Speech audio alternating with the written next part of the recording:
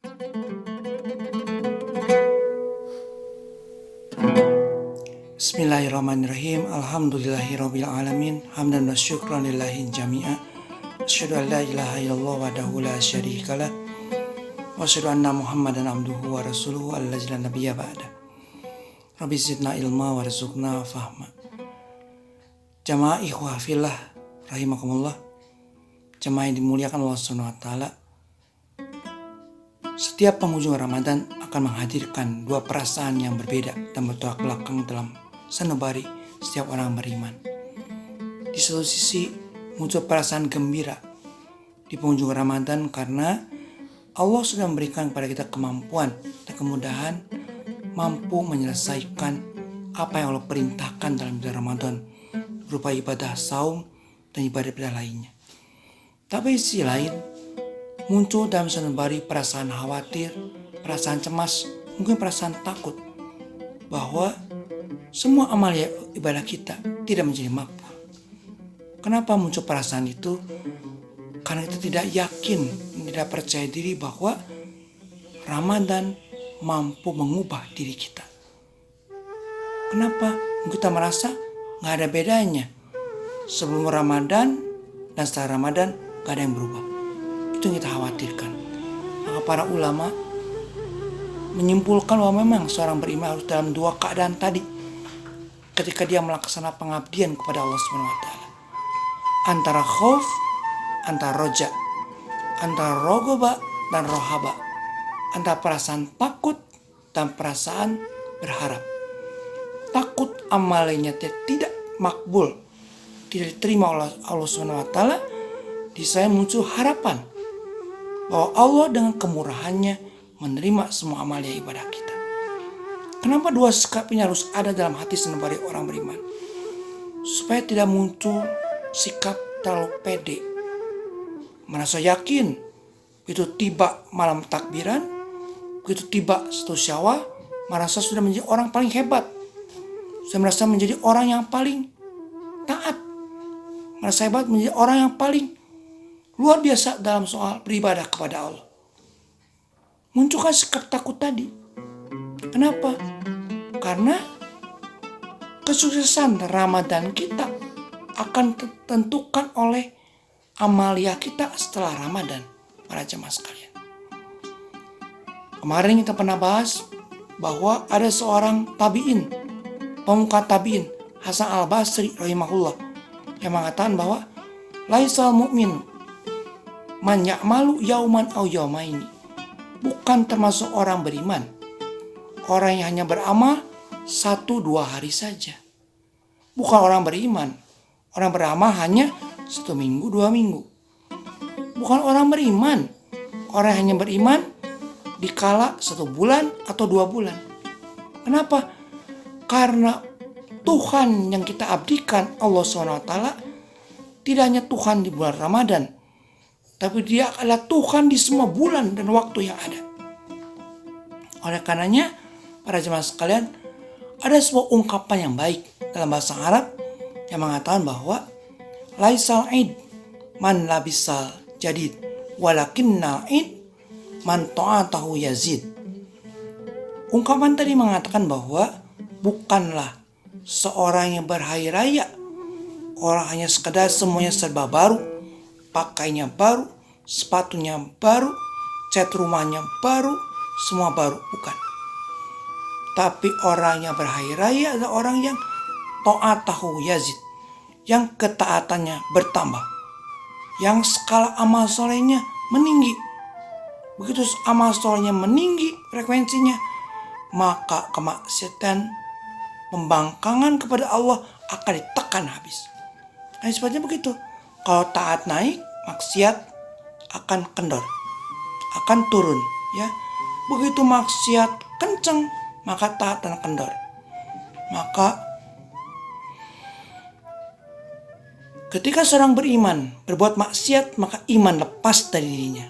Karena iman dan maksiat adalah ibarat minyak dengan air. Para jamaah rahimahullah, sudahkah kita merasakan perubahan itu? Artinya sebelum Ramadan, katakanlah sikap kita A. Aktivitas kita kepada Allah A. Pengabdian kita kepada Allah adalah A. Tapi setelah melewati latihan Riyadatus Sama, latihan langit dari Allah SWT selama 30 hari, kita menjadi rubah, sikapnya menjadi B atau C. Sudahkah para jamaah merasakan perubahan tadi? Paling tidak ada 7 parameter perubahan. Yang pertama, ikhlas. Kenapa? Karena kita Ramadan pun, kita saum, dididik menjadi orang yang hanya karena Allah. Biarpun bapak-bapak, ibu-ibu wudhu di masjid dalam keran yang berjejer, kita wudhu, menghirup istinsyak, menghirup air ke mulut dan hidung. Yang sebelah akan tahu kalau bapak ibu ngamis sedikit telan di siang hari Ramadan, tapi kita nggak berani. Kenapa?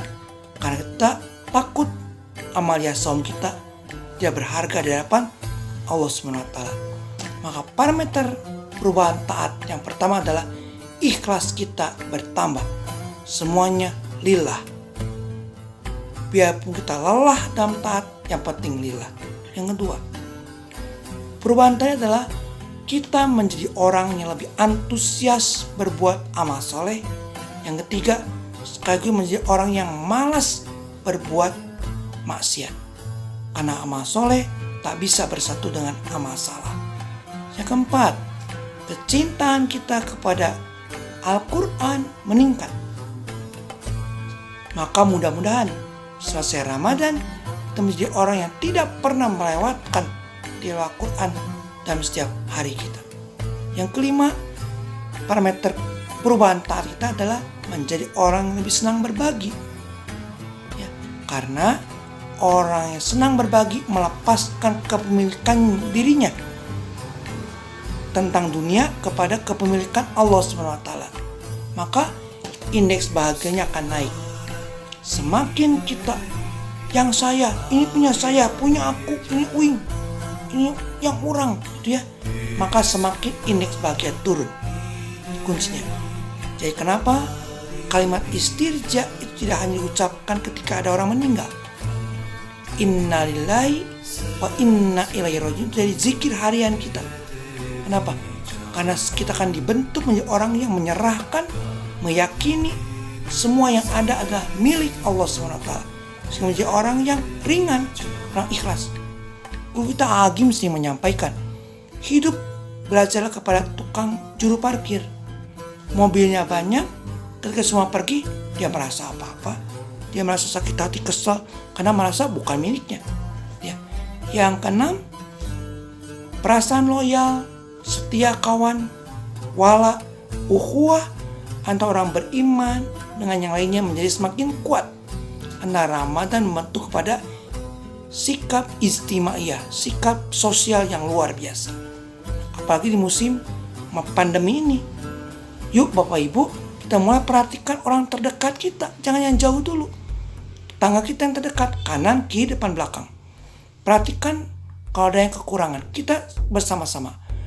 Maka kalau setiap rumah melakukan hal yang sama, insya Allah rahmat Allah akan turun kepada setiap orang beriman yang mempererat ukhuwah karena iman kepada Allah SWT. Yang ketujuh, yang terakhir, parameter ketaatan kita berubah pasca Ramadan adalah ketika pola pikir kita pun diubah menjadi pola pikir Al-Quran dan As-Sunnah. Kita mulai berpikir mana yang kita butuhkan, mana yang kita inginkan. Ya, dengan adanya wabah ini, kita dipaksa untuk mau memprioritaskan yang kita butuhkan daripada yang kita inginkan. Betul para jemaah ya, kita mendahulukan dulu kebutuhan primer, beras, minyak, ya, daripada sepatu dan baju. Masya Allah. Rabbana ma khalaqta hadza batila.